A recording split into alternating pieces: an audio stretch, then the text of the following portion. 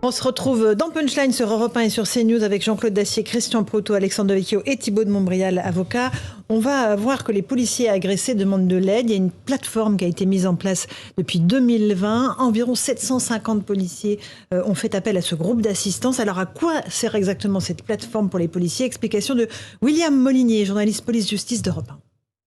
Eh bien Laurence, c'est un dispositif créé en août 2020 par la Direction Générale de la Police Nationale. Ce sont 50 policiers qui chaque mois font appel à ce dispositif d'aide d'urgence pour des situations personnelles à cause de leur uniforme. C'est par exemple un policier qui rentre chez lui le soir de son travail et qui est agressé parce que reconnu par un délinquant. Ça peut être un fonctionnaire nommément désigné pour des tags anti-flics dans un hall d'immeuble. Parfois, cela implique même les enfants eux-mêmes harcelés à l'école. Dans d'autres cas, évidemment plus extrêmes, la famille doit même changer de domicile. Une situation sur 4 concerne la vie privée. D'après ce bilan, une dizaine d'agents, depuis ces 15 derniers mois, ont été mutés, et ce, pour leur propre sécurité. Le constat, et merci beaucoup William, le constat est effrayant, Thibault de Montbrial. Les gens déménagent, font changer les enfants de l'école, etc. Le constat est d'autant plus effrayant si on le met en perspective. C'est-à-dire que depuis quelques années, la police est désignée comme un ennemi par un certain nombre de gens. Il y a eu les islamistes, il y a l'extrême gauche, il y a depuis les Gilets jaunes une partie d'un mouvement qui est un mouvement antisocial qu'on a un peu de mal à qualifier politiquement. Tout ça se cumule et puis chacun avance avec sa propre audace. Ça a commencé par les insultes, ensuite il y a eu des violences, les violences en service, puis de plus en plus de violences hors service, et il y a une désinhibition avec un effet où les gens se regardent et essayent de faire chacun mieux que les autres.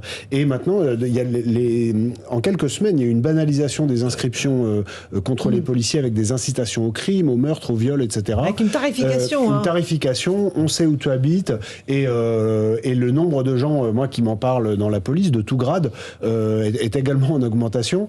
Et ce qui est terrible, c'est qu'il y a des passages à l'acte. Moi, je suis l'avocat d'un jeune policier qui a été atrocement agressé il y a quelques semaines dans les transports dans le Val d'Oise. Alors qu'il était hors service. On en avait parlé en rentrant chez lui.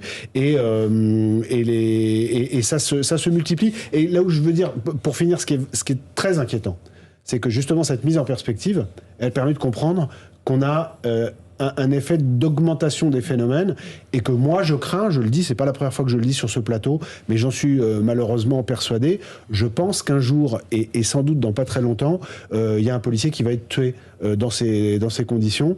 Alors, la plateforme qui a été mise en place par la DGPN à l'été 2020 est une très bonne idée, et on voit bien avec le reportage de William Molinier qu'elle est utile, mais elle aide, mais elle ne fait certainement pas disparaître le problème, et les chiffres qui viennent d'être donnés sont des chiffres vertigineux. Ce qu'il faut savoir aujourd'hui, c'est que tous les policiers de France, quand ils partent travailler, ils regardent en sortant de chez eux. Quand ils rentrent du travail, ils font ce qu'on appelle un coup de sécurité en rentrant chez eux. Beaucoup rentrent armés à cause de ça. Et ça n'est pas normal que la police française ait peur en rentrant chez elle. C'est là encore un signe de fracture terrible de notre société. Un mot de l'affaire que vous évoquiez, votre client qui a été agressé, on se rappelle, à Saint-Leu-la-Forêt dans un train de banlieue alors qu'il rentrait chez lui. Il a été très violemment frappé, c'est ça, et il n'a pas sorti son arme de service. Oui, écoutez, il y a des circonstances liées au dossier sur lequel je ne tiens pas à m'exprimer pour l'instant parce que l'enquête est en cours, mais la question de l'arme sera dans le dossier. Mais quand quelqu'un est seul face à un groupe nombreux, je dis juste que moi je me suis battu depuis longtemps auprès de l'administration pour que les policiers et les gendarmes puissent porter leur arme hors service le plus possible pour leur sécurité personnelle et puis aussi pour pouvoir intervenir pour aider les autres, notamment en cas d'attaque terroriste.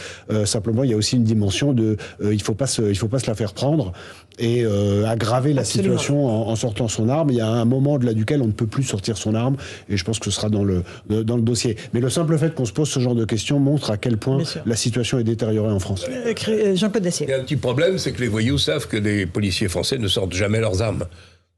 C'est ça le problème, c'est qu'ils sont automatiquement en situation dégradée, où leur sécurité, ils l'assurent eux-mêmes sans se servir de leur arme. Et vous verrez, je termine juste, je risque le pronostic, je reprends votre idée qu'un jour ou l'autre, il y aura un policier qui va être tué par ces voyous, et ce jour-là, vous verrez qu'on modifiera les conditions d'utilisation des armes des policiers. Cher Jean-Claude, je suis à ce point d'accord avec vous que précisément dans la suite de ce qu'on se disait il y a 5 minutes sur ce qu'attendent les Français de la prochaine élection présidentielle et le ras-le-bol dont nous parlions, moi j'encourage les gens qui me consultent à prôner ce que je dis publiquement depuis longtemps, c'est qu'il faut que nous ayons un État, c'est-à-dire un président ou une présidente, un ministre de l'Intérieur, un ministre de la Justice, des préfets et des procureurs, en descendant les strates, qui soutiennent nos forces de sécurité intérieure.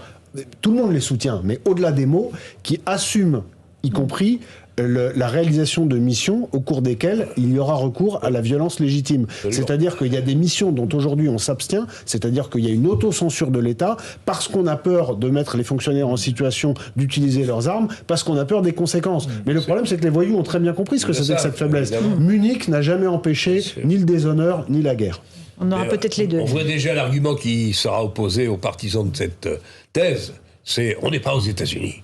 Et c'est vrai qu'il ne faut pas non plus qu'on devienne les États-Unis. Oui, mais entre la situation américaine et, il me semble, la nôtre, il y a une belle marge pour laquelle on peut essayer de travailler en faveur de la sécurité des policiers.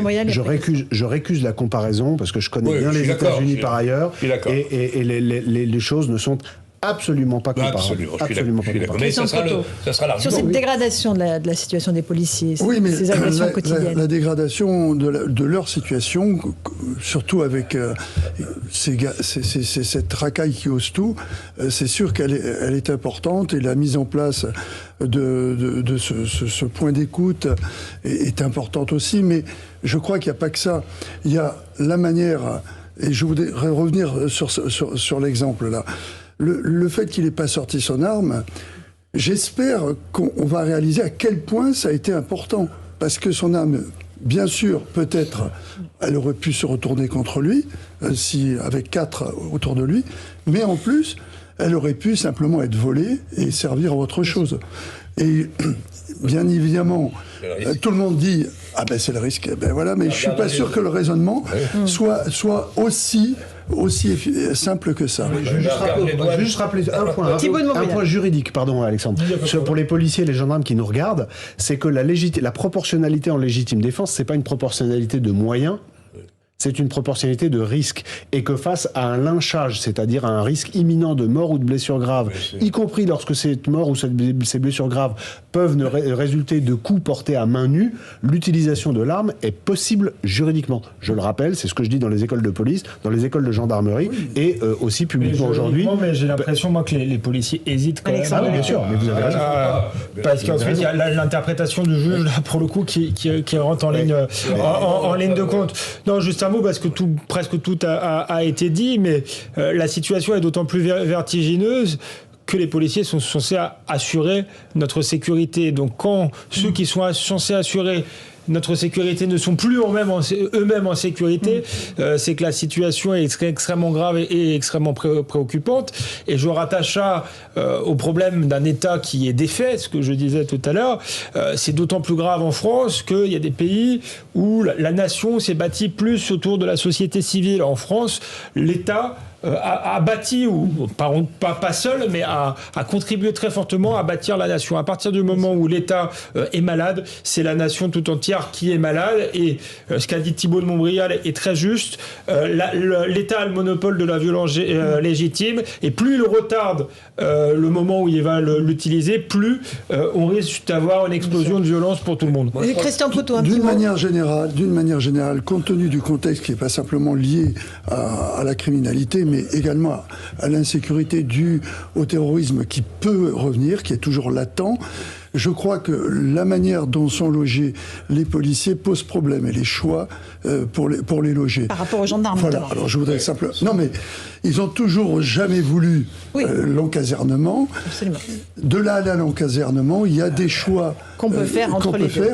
Et qui leur permettraient de pouvoir se loger dignement, parce que on connaît le prix des loyers. Et d'autant qu'ils veulent s'éloigner de leur lieu de travail, justement, pour ne pas mettre leur famille en danger. Et là, l'État pourrait intervenir. Bien sûr. Ça serait d'ailleurs d'ailleurs rendrait plus efficace leur boulot.